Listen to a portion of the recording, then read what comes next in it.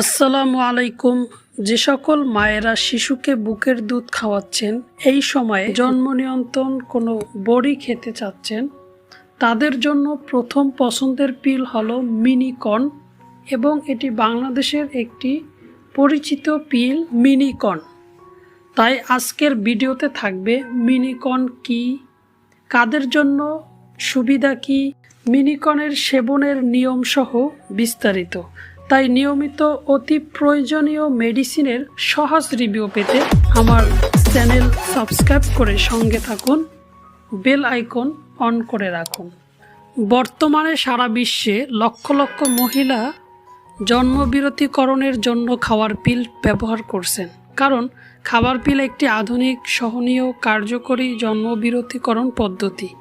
এটি অস্থায়ী এবং সহজেই পরিবর্তনযোগ্য।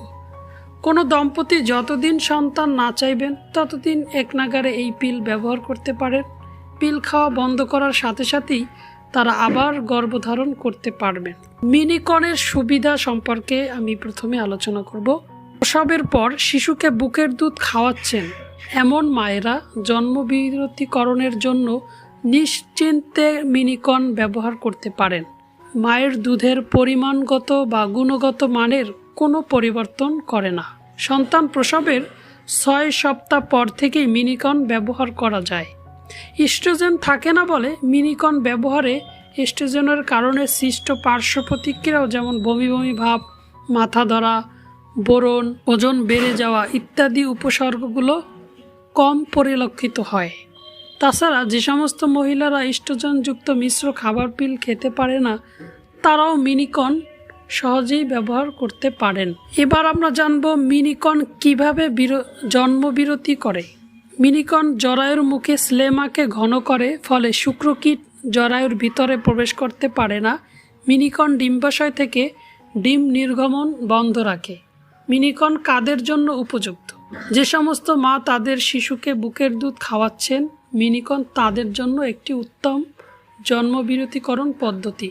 এছাড়াও ইস্ট্রোজেন থাকার কারণে যে সকল মহিলারা মিশ্র খাবার পিল খেতে পারেন না, তারাও মিনিকর্ন ব্যবহার করতে পারেন।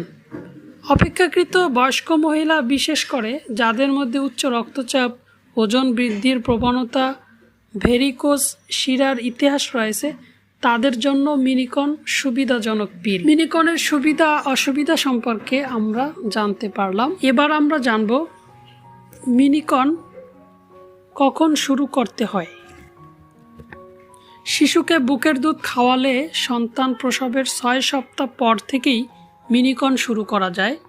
যে সমস্ত মায়েরা শিশুকে বুকের দুধ খাওয়াচ্ছেন না, তারা প্রসবের পরপরই মিনিকর্ন শুরু করতে পারেন। অন্যান্য মহিলাদের বেলায় মাসিকের প্রথম 5 দিনের মধ্যে মিনিকর্ন খাওয়া শুরু করতে হবে। মিনিকর্ন কিভাবে খেতে হয়? শুধুমাত্র একটি হরমোন থাকার কারণে মিনিকর্ন পিল ব্যবহার বিধিতে বিশেষ সাবধানতা অবলম্বন করতে হয়। বিশেষ করে যারা তাদের শিশুকে পুরোপুরি বুকের দুধ খাওয়াচ্ছেন না, একেবারেই বুকের দুধ খাওয়াচ্ছেন না, প্রতিদিন একই সময় একটি করে পিল খেতে হবে। একটি প্যাকেটের সবগুলো পিল খাওয়া হয়ে গেলে পরদিনই নতুন আরেকটি প্যাকেট থেকে পিল খাওয়া শুরু করতে হবে। আমি আবার বলছি, একটি প্যাকেটের সবগুলো পিল খাওয়া হয়ে গেলে পরদিনই নতুন আরেকটি প্যাকেট থেকে পিল খাওয়া শুরু করতে হবে। কোনো গ্যাপ দেওয়া যাবে না। 2 প্যাকেটের মাঝে কোনো বিরতি দেওয়া যাবে না। পিল খেতে ভুলে গেলে কি করতে হবে? আপনি প্রতিদিন যে নির্দিষ্ট সময় পিল খান, তার চেয়ে 3 ঘন্টাও যদি দেরি করে ফেলেন, তাহলে মনে হওয়ার সাথে সাথে ভুলে যাওয়া পিলটি খেয়ে নেবেন এবং পরবর্তী 2 দিন নিশ্চিন্তে সুরক্ষার জন্য কন্ডোম বা অন্য কোনো পদ্ধতি ব্যবহার করবেন। সেই সাথে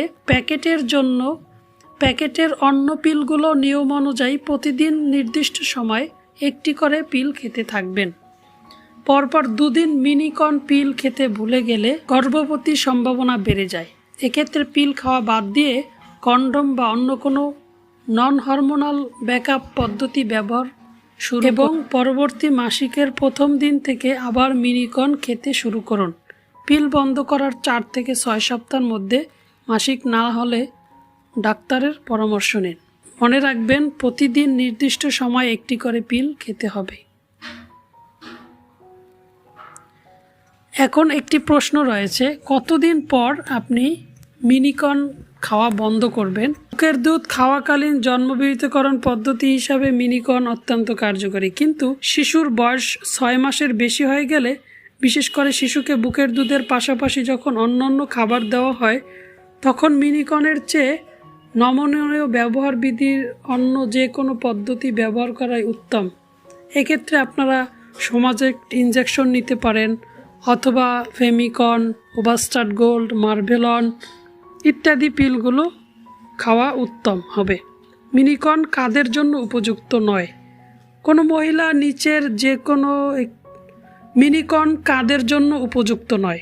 গর্ভ অবস্থায় বা সন্দেহজনক গর্ভ অবস্থা, অনিয়মিত অস্বাভাবিক ঋতুস্রাব, স্তনে ক্যান্সার, লিভারে প্রদাহ, জন্ডিস বা লিভারে অন্য যে কোনো অসুখ, এই সকল অসুস্থতা যাদের মধ্যে রয়েছে তাদের মিনিকন পিল খাওয়া নিষেধ। বন্ধুরা, মিনিকন সম্পর্কে সহজভাবে ধারণা দেওয়ার চেষ্টা করেছি মাত্র। মিনিকন সম্পর্কে আপনার যদি কোনো মন্তব্য থাকে কমেন্ট বক্সে লিখুন। নিয়মিত জরুরি যে কোনো মেডিসিনের সহজ রিভিউ পেতে আমার চ্যানেলটি ঘুরে আসুন, সাবস্ক্রাইব করে সঙ্গে থাকুন, পাশে থাকা বেল আইকনটি অন করে রাখুন। সুন্দর থাকুন, সুস্থ থাকুন।